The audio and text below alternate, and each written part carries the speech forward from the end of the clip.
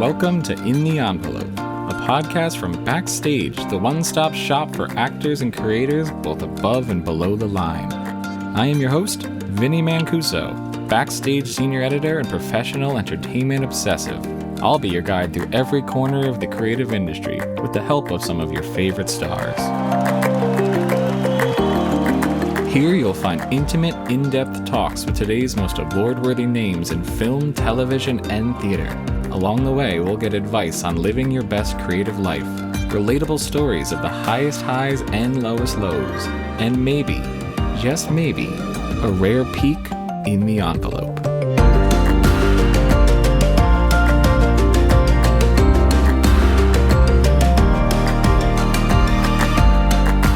Great acting comes from crazy living. Point being, live, experience, be aware, and use it.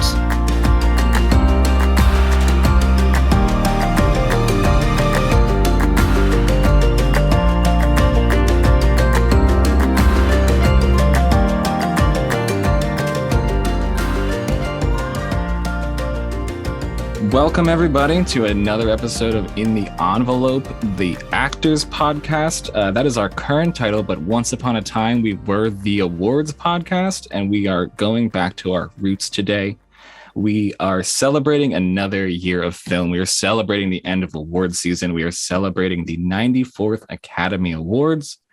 We couldn't decide who to have as a guest today, so we decided to have everyone as a guest today. We are looking back at 200 episodes of In the Envelope. We have talked to a lot of people who are Oscar nominated this year. We have talked to at least 10 nominees. We have talked to people who had some of the best performances of 2021. We have talked to some of the people who are in the best pictures of 2021. We are going to hear some of our favorite anecdotes, some of our best advice from Oscar nominated actors.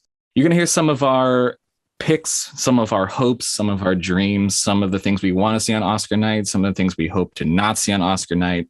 And to help me with that, we have the wonderful managing editor of Backstage, Ben Lindsay. Is that how you say your name? I'm sorry. Ben Lindsay. Ben Lindsay. Yeah, just the women's name, Lindsay. Yeah, okay. We'll do it. We'll fix that in post. Yeah. The wonderful managing editor of Backstage, Ben Lindsay. How are you doing today, sir? I am doing great. How are you doing?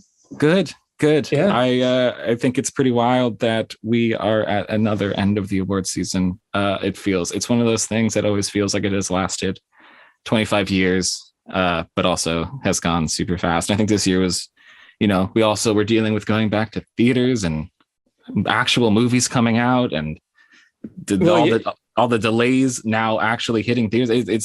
There's been a lot of factors that have made this award season feel like the first award season in a decade. No, absolutely. And the way that you kind of introed this episode, we have spoken to so much great talent over the last year, and it's because it's been such a great year in film. And as you say, I feel like that's in part because of some of the delays that were happening due to the pandemic. We are just inundated with like so many awesome viewing options. So it's a really exciting race. And we're looking down the tail end of it here. Absolutely. And I feel like this is a good year. I feel like with every award season, there are ebbs and flows, but I feel like this is a year where I don't have a ton of blind spots. I don't have a ton of movies where I'd be a little bummed if they won. This is a year where I don't have a huge horse in the race because they're all good horses. You're just watching a really, really good race. And I'm wondering if there's any movies for you that stand out, that are your favorites, that are the ones that you have a personal stake in. Yeah, well, let me think about my favorite, because as we're rounding this last corner, I feel like there is no complete lock, which also makes it super exciting. Yeah. All the horses are great. We're going to see what ends up on top. Looking through some of the nominees, I was really, really fond of The Lost Daughter on Netflix. Maggie Gyllenhaal just had such an incredible debut with that one as the director and writer. I wrote Jessie Buckley's cover story a couple months back, and she was kind of a surprise Oscar nominee for Best Supporting Actress. Obviously, Olivia Colman, Dakota Johnson's doing some of the best work that we've seen from her. That's my kind of movie, just super kind of small scale, character driven, typically centered on women. That's just the kind of thing that I'm drawn to. And I think that all four rather, of the women kind of leading this project just blew me away. So put on the spot, I would say that's definitely one of my favorites this year. What about you? Absolutely. With that one, I loved Lost Daughter, and that's one of those movies. And this weird situation where I wonder if I would have caught it if it wasn't on Netflix. It's one of those ones where I don't know if I would have prioritized seeing in theaters, but random weeknight, I wanted to see all the Oscar nominees, so I threw on the Lost Daughter and ended up just being like moved to just being like that was gorgeous. It's one of those movies that you don't really know what to expect from it unless you're familiar with the source material. And then it just kind of wallops you with like a wall of performance and a wall of just sort of, it's so enigmatic. It's such a strong, self-assured directorial debut. And it's also such a strong Oscar nominated screenplay. So I think that it's one of those things. And it's crazy because we talked to her back in 2018 in the Envelope. And she was kind of like, yeah, I just wrote a letter to Elena Ferrante. I hope I get the rights. I hope I can. She's like, I've definitely started writing the screenplay, but I haven't showed it to anybody.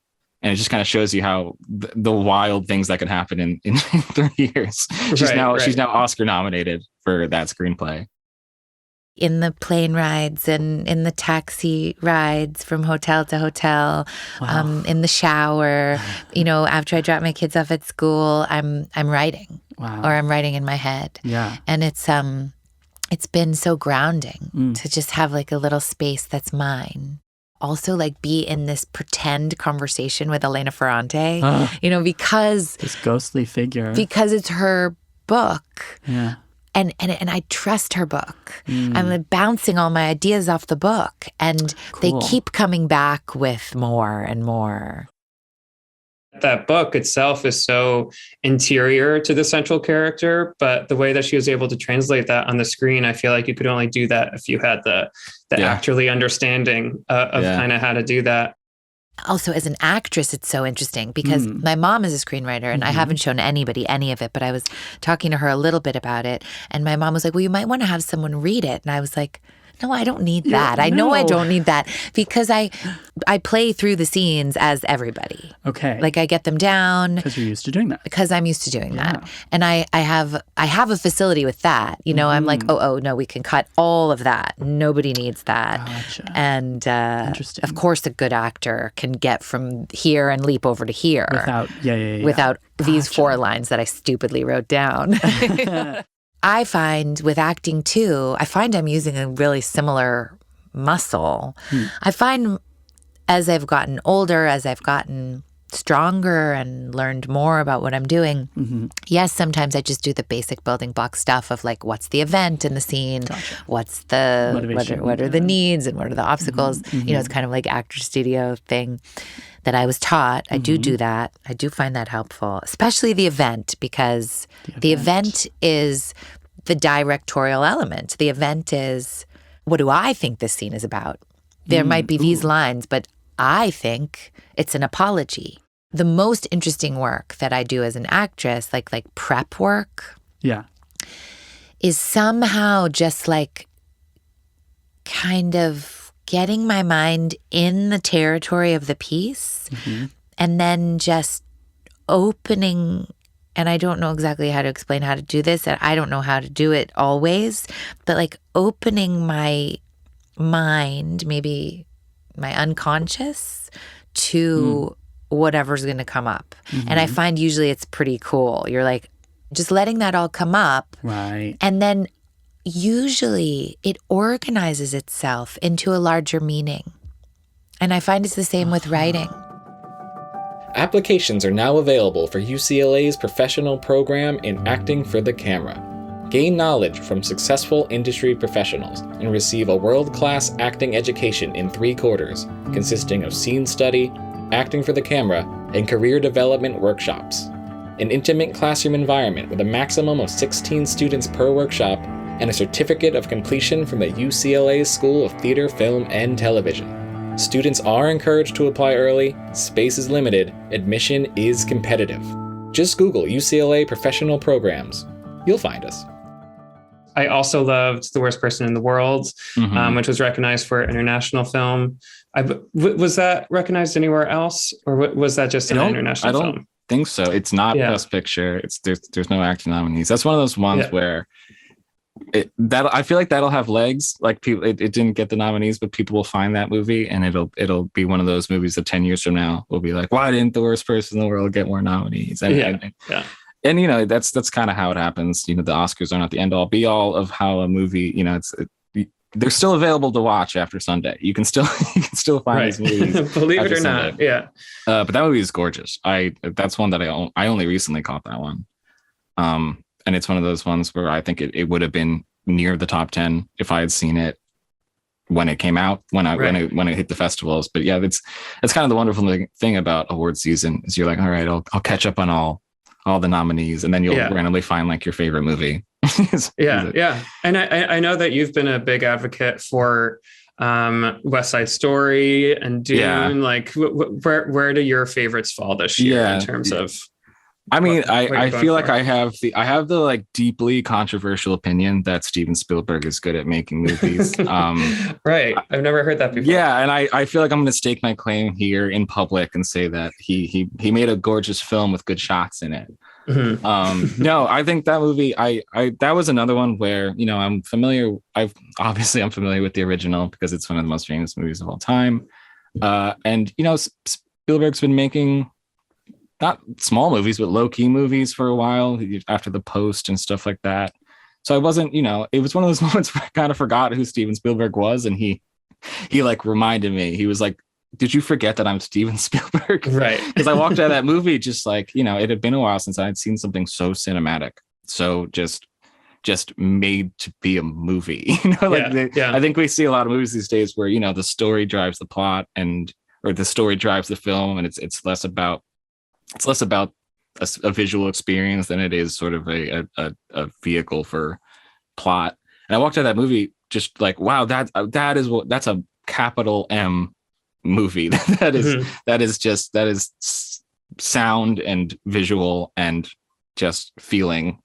And that's how it should be. And I do think that Ariana DeBose, who former cover star of Backstage, she is, I think, my lock for supporting actress. I have to look through the nominees for who else is there, but I think that she by far is both the front runner and my hope, my pick. I think that she puts in some, and you know, it's hard to be the second person to take on a role on screen, and the first person is an Oscar-winning icon. And then you're sharing the screen with her. Yeah, no she's also in the film. So yeah, there's very little separation when you're getting constantly reminded of the original performer while you're watching this new performance. And to so separate herself and to so stand out in a film like that is just in terms of color and sound is so crowded. And then you have also the ensemble to be the standout is incredible. So I do think that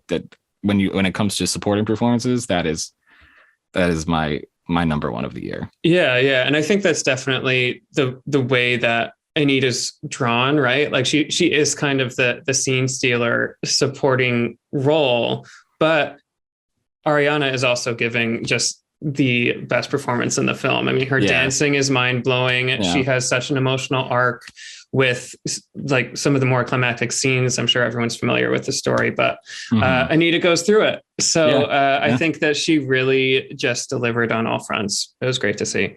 If we look at the other end of the supporting performances, I do think immediately of Coda, which is another movie that I caught very late. I had known some people who had saw it at Sundance who were really ringing that bell. They were like, Coda is, because this was so long ago. I remember first hearing of Coda and hearing of the big Sundance sale, the 25 million Sundance sale, and how it was the standout of that year. That feels like it happened in the 90s. I quote unquote attended Sundance, but I got the screener link to Coda because it was the remote festival that year. That was ages ago. Yeah. But I mean, Troy Kotsur, I'm assuming this is the transition that you're speaking of, because he's such a standout on that. Yeah. And he's a former guest. Yeah. Troy. And when he was here with his translator, Justin Marr. He really had some wonderful things to say about how much these nominations mean to him, the history behind it, the opportunities he wasn't getting, just really beautiful stuff. I wanted to do it from my heart. I was following my instinct. And if I stopped acting, there would have been something that really bothered me. I just wanted to keep going. And so my gut would get a little quieter. But of course, a lot of times I was worried because I was getting a bit older. I didn't have a retirement plan. I didn't have an idea of how I would support my family. My wife was beginning to get worried. My family members were worried. And they thought that it was really impossible for a deaf actor to get an opportunity in Hollywood. It's just like 1% of actors, even, it's almost like a hair in my beard, it's just this one hair, and that represented the opportunities that I was given. All of the choices I made, really, I took a lot of risks. And my father used to call me a risk taker. And I really struggled, and I would take whatever job I could, no matter whether it was small or large. And so receiving these nominations, I feel like the choices I made and the tough struggle I went through really was worth it. I watched the SAG Awards, and I was getting misty-eyed watching the clips they would show of like, the 20-second clips they'd show for each nomination. I was like, all right, I'll watch Coda. And I said this to him when he was our guest. I was like, there was a lot of beautiful movies this year, but this is the only one that like rewired my brain. It made me think about the world in a way that I'd never thought about it. I see a lot of people beginning to shift their perspectives. So a lot of Codas who I didn't even know who many of them were, and they sent me messages saying, thank you, Troy. Finally, I feel seen. Finally, I feel understood as a Coda, and made so many of them feel good and embrace their identity. So I'm curious because, again, there are so many movies and there are only so many slots. I'm wondering what some of your favorite movies of the year are that slipped through the Oscars radar, so to speak. Some of your honorable mentions, the movies that moved you the most, or the movies you think that more people, even under the radar gems that you think more people should seek out. Because like I said, one of the most wonderful things about award season is it does bring attention to movies that might not otherwise get it. And I think we even have a chance to dig deeper past the Oscars. What are some of your favorite 2021 movies that sort of you wish more people would appreciate, or you wish more people could see or would seek out? I don't know if you've heard of it, but I really wish more people saw Spider-Man No Way Home. It's a little indie project. Yeah. I think that's what Andrew Garfield's nominated for as Spider-Man number 3. Spider-Man number 3. No, I mean, I mentioned it before. The first one that comes to mind, at least as the Academy is concerned, goes a little less sung than it could have been in my book, is The Worst Person in the World. Yeah. I think that there is another world where this film could have gotten traction in the lead actress category, and screenplay, even picture, director. We saw it happen with Another Round last year, where kind of a late in the season push for at least as far as American viewers are concerned, a little known filmmaker just makes an incredible movie and he gets into the best director category. I would have loved to see that happen for The Worst Person in the World. But so that's the first one to come to mind. What's unsung in your book this year? If you want to find me on Twitter, and you'll see my pre-nominations tweet that said, I am preparing physically, mentally, and emotionally to see what would happen if Nicolas Cage is not nominated for his performance in Pig. He was not nominated for his performance in Pig. I'm kind of still dealing with it. I am long, check my records, check the data. I'm a long-standing Nicolas Cage obsessive. I truly think he's one of the most interesting actors we have, but he's also just one of the most interesting figures. I think there are books written and to be written just about every choice he's ever made, both on and off the screen. Former guest, Nicolas Cage. When we had him on, he's great. He had some really, really great things to say about just taking those risks and making those deeply experimental choices as an actor. How can you augment your imagination? Watch a lot of movies, movies that will inspire you and then also read a lot of books, and then that stimulates, or go to places that make you feel something. And that's just always exercising your imagination, and work as much as you can. I know that's something that's not looked very well upon, especially in Hollywood. Oh, he makes too many movies, or he works too much, but that's practicing. Good or bad, fall on your face or stand up, but get so in tune with your instrument that you know it so well that you know when it's working or when it isn't working. Not only take big risks, but stand up for your dreams, your artistic dreams. Don't chicken out. Maybe you'll fall on your face. Maybe you'll get fired. Try not to get fired. You want to keep your career going, but it's a good idea to talk to the director first about what you'd like to do with it, and then try it. And then if it doesn't work on set, then modify it and be a collaborative person. You got to work with people. Film is a collaborative process.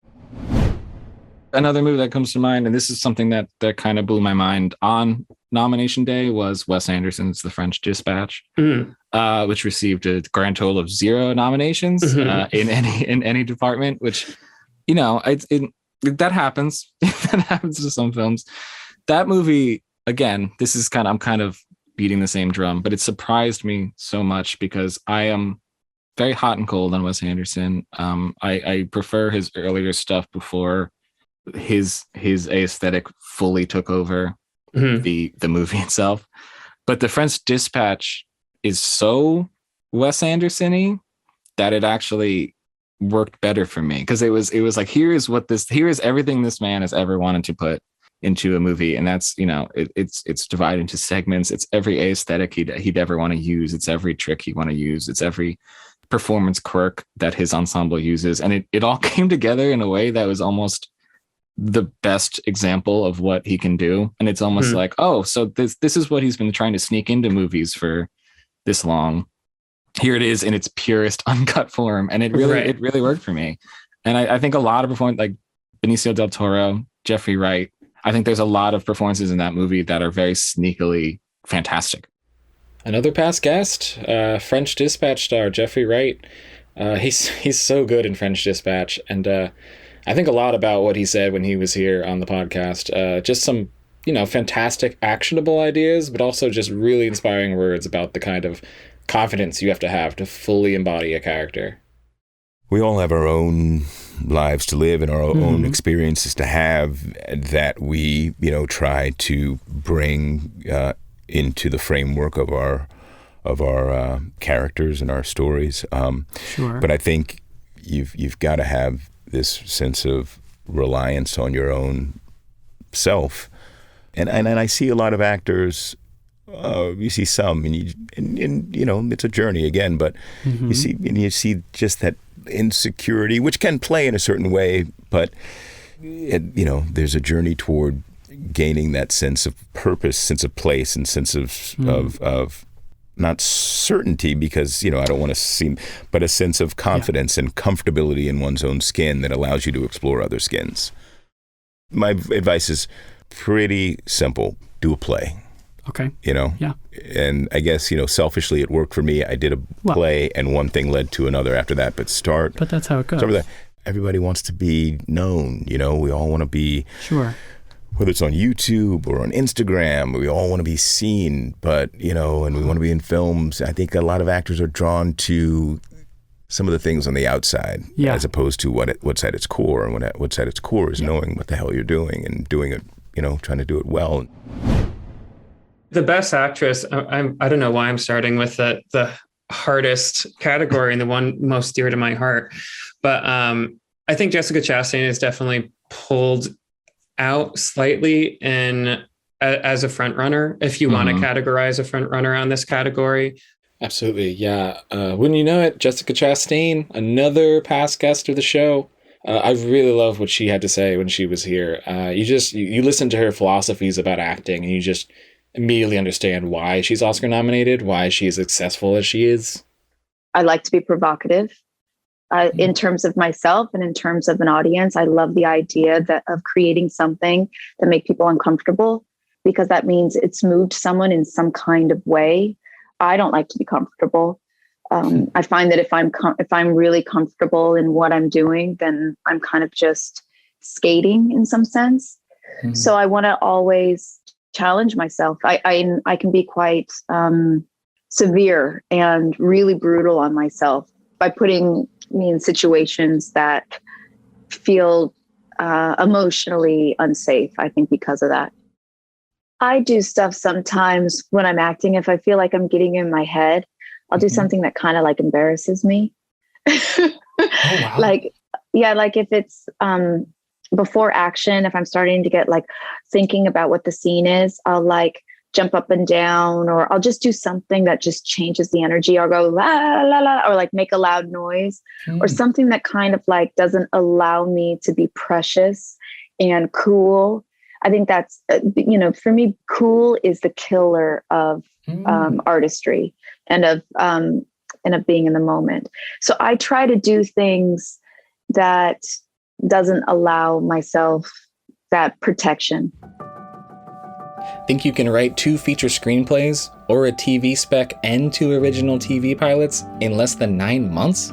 If you're accepted into the UCLA professional program in screenwriting or writing for television, you will. Both programs begin this fall. Learn from renowned UCLA instructors, and you'll receive a world-class education in less than a year. An intimate environment with a maximum of 10 students per instructor. Guidance from writing your script through navigating the industry.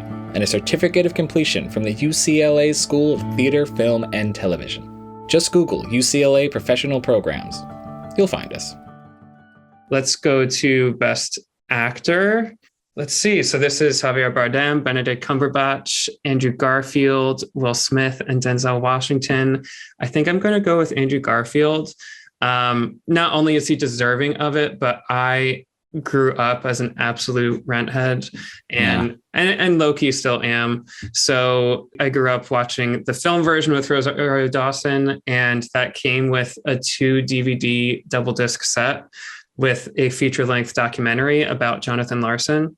And it really was uncanny knowing all the footage that they were kind of basing this embodiment off of. It just really was uncanny the way that Andrew Garfield pulled it off. I was really blown away by his work. And it helps that I interviewed him this season for the performance, and he happens to be one of the loveliest guys. So I'll be rooting for him on Sunday. And not to completely expose myself here or date myself, but I watched that movie 2 days before my 30th birthday, which was absolutely like mind altering for me. And it's one of those things where a movie comes around at the perfect time in your life. And it's this wonderful thing about movies where, they seem to find you when you need them. And boy, did I need that movie at that time. Yeah. And it does help that it has such a strong central performance in him. He is my hope. He's my hope for Best Actor. I don't know if he has emerged as the front runner, but again, it's a stacked category. I'd be happy with anyone, but him, I think he would be the best reaction out of me if he took it home on Sunday. Yeah. And he would probably have the best reaction at the podium. Like he has been just killing it between Spider-Man and Tick, Tick, Boom. He's been everywhere, and he always gives an interesting, thoughtful interview. Very, very cerebral and very smart. Like, I just want to see more of him, period. So he's my top choice for that. Do you want to take over and talk director? It's funny because I think my pick like I said, West Side Story is the movie that's stuck in my head the most this season. But in terms of just pure directing, like capital D directing, is a movie that hilariously we have not mentioned at all, but that would be Jane Campion for Power of the Dog. It's one of those movies that sort of worms its way under your skin, and then 4 weeks later you'll be like, oh my god, like you'll think about a choice or a moment, and it's told so much without exposition. It's told so visually, it's told so cinematically, and I think the choices she made sure that it didn't, after the credits rolled, was not the last time I thought about it. I'm still thinking about it. I'm still kind of marveling at it. I'm still kind of just like, I'll just remember a small choice she made randomly in the day, and then it's all I can think about for the rest of the day. So I do think she is my front runner and my pick for Best Director. Yeah, I would definitely agree. And like, the movie is full of these little moments, but I think the thing that stands out for me in terms of the directorial choices she made was the banjo piano standoff in the house when you're first getting a taste for the way that this guy Phil is tormenting Rose. And speaking of the actors, you gave Benedict a shout. I know that we were talking Ariana DeBose and Troy Kotzer as major standouts in the supporting categories. I would not be upset if Cody Smith-McPhee and Kirsten Dunst took it home. I think that both of them are a pair playing mother-son. Both of them are just giving incredible performances in this one. So, but again, without the right person steering the ship like Jane, it wouldn't be what it is. So if it takes home Best Director and misses out in some of the acting categories, I'll still be very happy. Couldn't possibly be mad. In terms of, the other, I'm just sort of thinking, going down the list of Best Picture nominees and two movies that I again am stuck on, but they're such different movies, are Belfast and Dune. Dune is a movie I did not expect to be nominated for Best Picture just because of the way the Oscars are and the movies they tend to enjoy. And also just because it's kind of snuck up on me because I saw it in IMAX, like everybody said, and it was an overwhelming experience. I think it is objectively the biggest Best Picture nominee this year, just in terms of its size and its scope. But I didn't really appreciate the smaller details of it until weeks later. I took it in as like this gigantic visceral experience, and it wasn't 2 weeks later that I was like, wow, there was some just like really wonderful performances going on in that movie. Rebecca Ferguson, as always, is wonderful in everything. I actually think Rebecca Ferguson is still one of the most inspiring guests this podcast has ever had. You could like tattoo what she told us about acting on your body, just so you could always have that little adrenaline boost to look at. I was told once by someone that great acting comes, I can't do the quote, but something like great acting comes from crazy living.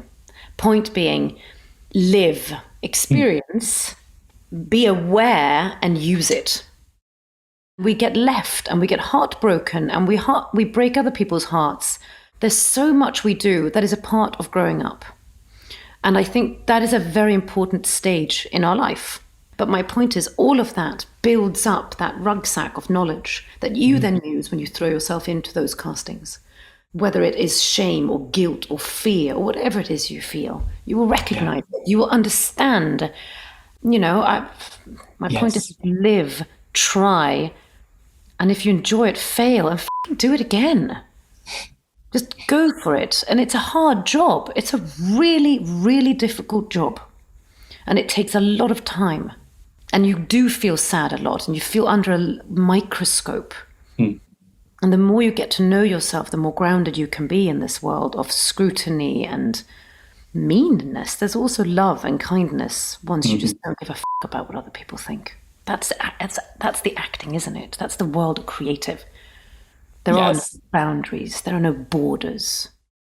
Timothée Chalamet as this sort of new kind of leading man that is unexpected.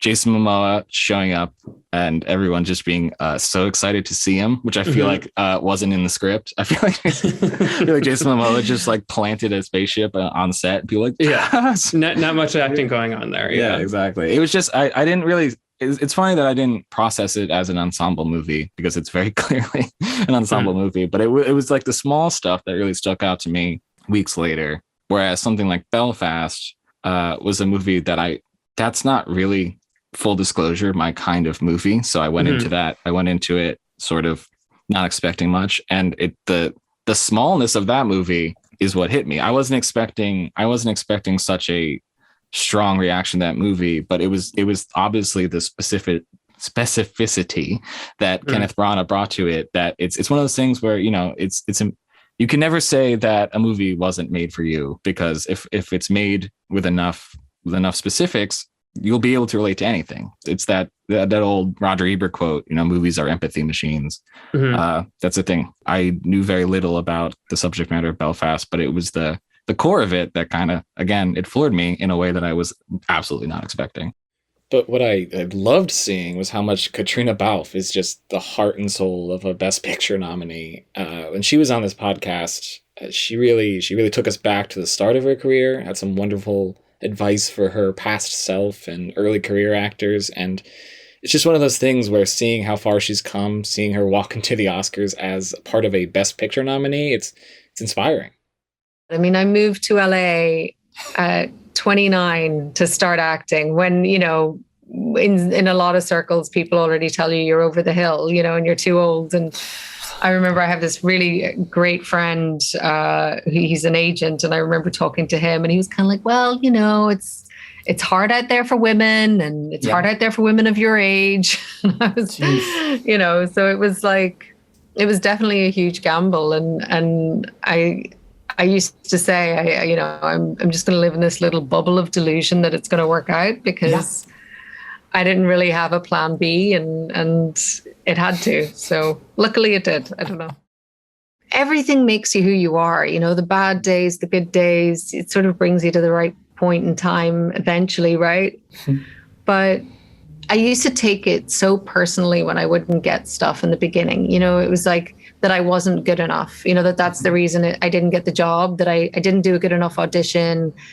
I wasn't good at what I was doing. And I think having now sat on the other side of things and I've watched people audition, and it's, you know, 9 times out of 10, it's about a sense of who you are. You know, it's not about what you're doing. Like, I've seen great actors in the room and they've given great auditions, but they just don't feel like the character. Mm-hmm. And it's as annoying sometimes and as arbitrary as that. And it's really not about you, and it's not that you're not good enough. And I wish that I had known that earlier, so I wouldn't have beaten myself up so much. I think there's at least 9 out of those 10 movies that I would count as just wonderful, good to great movies. Mm-hmm. So it is tough. It is tough to narrow it down. I do think something like Dune would be an interesting win. I do think West Side Story is just the kind of movie that is so Oscar friendly. You know, it's something that I think that a lot of people would. That's something that I could see winning. Nightmare Alley, a movie we haven't talked about. I know it's not everyone's favorite movie. I am a ride or die Guillermo del Toro. Well, I think his aesthetic and what he loves is just also what I love. Mm-hmm. So even in his weaker movies, I'm still drawn in by his imagery, just because I feel like what he likes to do is what I like out of movies. Mm-hmm. So just visually, I'm always on board. So Nightmare Alley was something where it's not my favorite of his, but I was just enthralled by it. I was just sort of open mouthed at the way he presents images, especially I think he was made to shoot a carnival movie. Wouldn't be mad about that, but I don't think it will win. But I think that when I really narrow it down, that Power of the Dog is the movie this year that just, it is the purest between craft, story, the emotional impact of it, and the sort of technical impact of it. It just does feel like this is the moment for a Jane Campion movie to win Best Picture, which sounds fake, but is the reality we're living in. Yeah. I think part of Netflix's campaign, I saw some billboards in Los Angeles that say Hollywood is ready for Jane Campion, as if she hasn't been around for the better part of 3 decades. But yeah, I mean, I think Hollywood is ready for Jane Campion. This would be a big night for her. And Power of the Dog is my choice for Best Picture. I'm excited for Power of the Dog to win Best Picture, and then for everyone to immediately go discover the film In the Cut on Netflix and live in that the way I've been living in it for so long. Yeah. Love it. Well, thank you, Ben. And thank you to everyone. And thank you to the movies for being back and for providing us with a year that I think was, you know, there was highs, there was lows, but I feel like for the first time in a long time, the highs of movies was transcendent. It was a good year, and it felt like all those marketing campaigns that said movies are back. It actually felt like they were. Instead, it didn't just feel like, you know, trying to get dragged back in the theaters. It actually felt like we're back in a place where stories are moving us again. We're going back to theaters, and we're experiencing movies the way we used to. And I don't think things will ever be the same, but come Oscar night, it's one of those things where, you know, at the end of the day, we just really like watching movies, and whoever wins, you know, we win because movies exist.